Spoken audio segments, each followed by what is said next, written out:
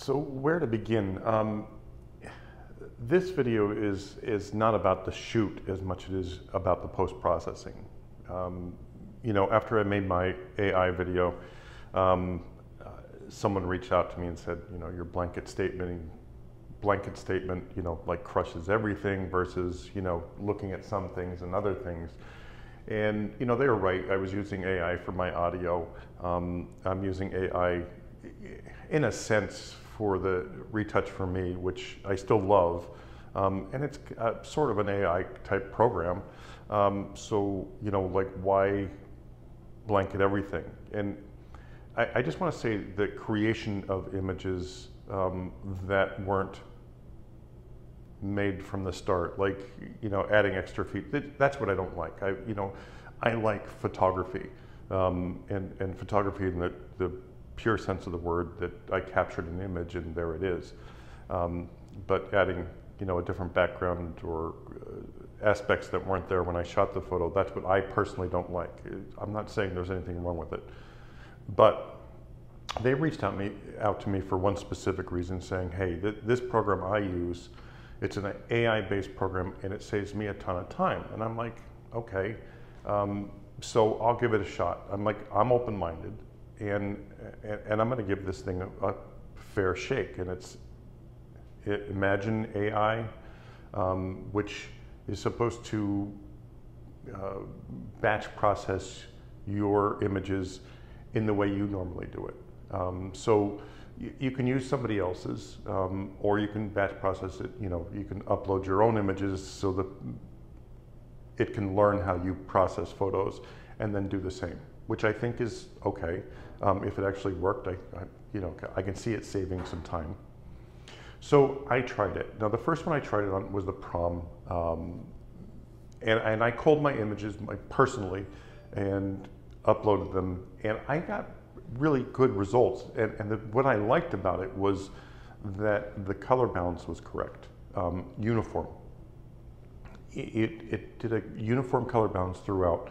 So I processed those through Imagen AI on the computer, and then I just copied them over to my iPad and did my final edits, which I thought was really nice, because literally it took, I think, a total of 5 minutes. There was a bit of a learning curve, some tweaky things that I didn't know about using the program to start, but you get 1,000 free ones, so I figured, why not? Let's try this. So since I got such good results, I'm like, okay, let's take this a step further. So I invited a model in to say, hey, let's shoot, and I want to really test this thing. And I wanted to go to, extremes, outdoor, natural light, bright, dark, indoors, crappy. And I tried to really do the gamut with images without my concern on the exposure while shooting. Because I really wanted to test this thing out and see how good it would actually be. And the results were mixed. As my excitement, for the first shoot, because I uploaded, oh my gosh, for the prom thing, I think there was 200 cold images, and that's what I uploaded, and that's what it did. And they came out really good. So I figured, but they were all taken, with correct exposure and so forth. With this shoot, I didn't care. I made sure I underexposed, overexposed. I did it all because I wanted to push this thing to its limits, to say, because I know a lot of photographers just shoot and say, oh, screw it, I'll take care of it in post. And there's a lot of people like that. So let's get into the shoot. And then, just a brief, because I know a lot of people love to watch the shoots, and so do I. So I'll show you the shoot itself, and then go into the post-processing and what I went through and what the results were. And then I'll come back and give you my final thoughts on this. Okay, let me apologize. To start, I don't script these. I know a lot of you think I ramble and babble, but it's okay. I'm just telling you what I see and what I did and how I did it as efficiently as I possibly can without a script. So we started off in the studio. This is Ellie, by the way. I shot with her briefly a couple times, and I'm like really briefly, but we got along really, really well. And I loved her personality, so I invited her in for this shoot because I knew it was going to be a longer shoot. I get along with her, so I thought she'd be perfect for this. And God bless her, she was on board and said I'd love to. So here we are. Started off in studio, natural light. I set the camera to automatic on all these shots. I didn't touch anything. I didn't do white balance. I didn't do exposure. I just let the camera do what it did. The only thing I did was exposure compensation to underexpose and overexpose on purpose. And while I'm going through this, you know, here's a yellow bus. The worst thing you can do is throw somebody in front of a yellow bus because you're going to get that yellow reflection. It's going to change the tone of your image. You know, the first thing I would do is do a gray card color balance on this before I did this, but I didn't. I want this stress test for this program to see what it will do with it. And you know, these type of images that are going to change the color tone drastically is what I want to see if this thing will really work. You know, when I first tried this, I used my own set of cold images. So like I went through the images, selected the ones I liked. I didn't touch them, I just selected my favorites. But while I was shooting, you know, I paid attention to exposure, to color balance, to all that. So it had a good solid platform to start with. With this, it's not going to, you know, because I'm going to be all over the place. I'm shooting in sunlight with bad reflections. I'm shooting in deep shadows, and I'm not caring. Because I know a lot of people just shoot and say, okay, I'll worry about it during edit. I'm not like that. I shoot, you know, solid. But my biggest problem with post-processing now, because I do it on the iPad, is the fluctuations in tones in color balance. And I'll be the first to admit it. You know, I used to be very, very good at that. I don't know if it's an age thing, the iPad, or what it is, but I have fluctuations in color balance.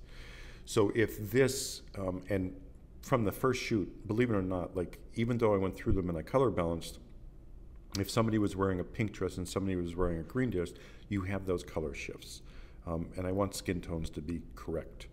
And the first time I did this, Imagen AI nailed it for a uniform tone, uniform color, which, you know, it was decent on exposure, bringing up shadows and taking down highlights and so forth. It was actually decent with that, but it wasn't perfect. But with color tones, it seemed really, really accurate. And for me, that was everything. Like, that's why I was like, okay, I have to give this a second try and stress test the hell out of it, which I'm going to do. You know, now, as you can see with this shoot, I went everywhere in this building. I went to, you know, the different lights, the mixed lights, the backlight, off-camera flash, on-camera flash. Like, I'm doing everything I possibly can to do them all in one segment. You know, I'm back in the studio now. I'm going to do on-camera flash, but I wanted everything piled into one. And I'm doing way more images than I've ever shot before in one shoot. I think I shot like over 500 photos for this shoot. Normally, this would be, you know, 75 to 100 shots I'd be done, even with this many outfits and this many locations. I don't shoot that much, and I know a lot of you shoot, you know, 1,000 images, or 2,000 images for this type shoot, which culling would be extremely beneficial for something like that. But for me, 500 shots culling will be beneficial because that's a lot of photos. So, you know, that's why I'm doing what I'm doing. I just want to let you know. I'm using that 2 flash system with those, you know, the on-camera flash and the off-camera. This is the Fuji EFX20 flashes, by the way. This outfit we were just okay with, so here's a quick video of it. And then the final shot, I did the V-flats black with the two strobes. Like, this is harsh on-camera flash and the second flash. Like, this takes a little finesse in editing.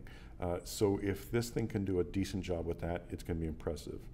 So here we are. This is all the images in Lightroom. Lightroom Classic. You have to use Lightroom Classic with this Imagen AI. And, you know, you can see they're underexposed, overexposed. I misframed them. I did everything possibly wrong I could do. You know, she did blink a couple times, but I forced her to close her eyes a couple times. I made some blurry with motion blur, out of focus with motion blur, excuse me. I really just wanted to stress test this.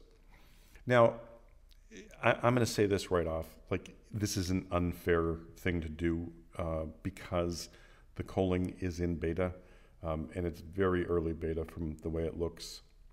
So I create a new project. I'm going to select cull and edit, and it says right there it's in beta. It is a long way off. I didn't watch the tutorial. Probably, maybe I should have. I don't know. But I am saying that's in beta, and I didn't read anything. So now the other thing is, make sure Lightroom is closed. This can't pull in your images unless Lightroom is closed. So I'm going to go back in, close Lightroom, and it'll load.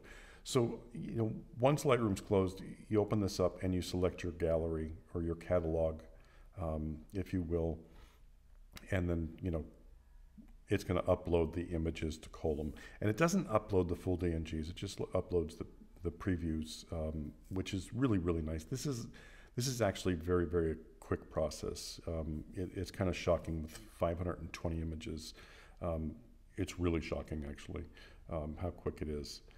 And it's going to go through the culling process. This is the culling preferences, which I probably should have read a little bit better, but I just put it on strict because I figured, I really want just to pick the best ones.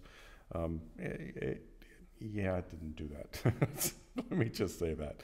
So they're getting uploaded, and then the next screen you'll see, okay, they're going through the process of picking them and rating them, and then you download them. Honestly, when I downloaded them, I was just really unimpressed. So it's this download. You're going to download the ratings. It's going to open up in Lightroom. You're going to see what the ratings are. Not so impressive. I'm just saying. And then the next step is it's going to edit the ones if you want the 5-star ones, the 4-star ones, the 3-star ones. The problem is I picked the 4-star, and I didn't even know which ones were edited because I couldn't tell. So rather than going through this again, I literally went and culled the images myself. I went through every single image and did it on my own because it made such bad selections. So that didn't save me any time. But again, I'm just testing this thing, so I really wanted to test it. And if the culling doesn't work, that's fine. But I still want to see if the edits are going to work, the color tone and exposure with my own selection. So that's what I did. I made them, put them up again to do the edit. And now I'm actually going through the second step, which is my Retouch for Me script. Because I wanted to show you the end product with this. For me, Imagen AI is a benefit because I like what it does with the color toning and sometimes the exposure. You can see this, it needs a boost, but the color tone is there. It did correct the color tone, which saves me so much time. Now here are all the images on the iPad prior to me making my final little touch-ups. Everything is good. The color tones are good. Some are a little under, some are a little over, but that kind of tweak is nothing in the iPad for me. And the hard part is those initial tweaks, which takes me the 2.5 hours. For me to go through these and make little edits, you can see this one's just a little off, but 90% of them are straight on. They're good. So that's going to save me 2.5 hours of my life and cost me $5. Well, what is it, 500? No, I only did 120. So it was $6 maybe, $5. I don't know. But it saved me 2.5 hours. And, these are the images. And like I said, the only thing I had to do was, a little tweaking here or there. I did my crop the way I like it. And then, boom, I was done. And it literally took me a half hour. You can see this tone is a little bit off, but I didn't want to change the color tones of these. I didn't want to do any color correcting, so you can actually see the images, how that app corrected them. The skin tones are relatively good throughout these and relatively uniform. You'll have 1 or 2 images that are just a little off, but then you can go in and fix them. But anyway, I hope you enjoyed. If you have any questions, leave them below. But I will leave a link to that because you get an extra 500 free image tweaks, to try it. Anyway, thanks for watching as always.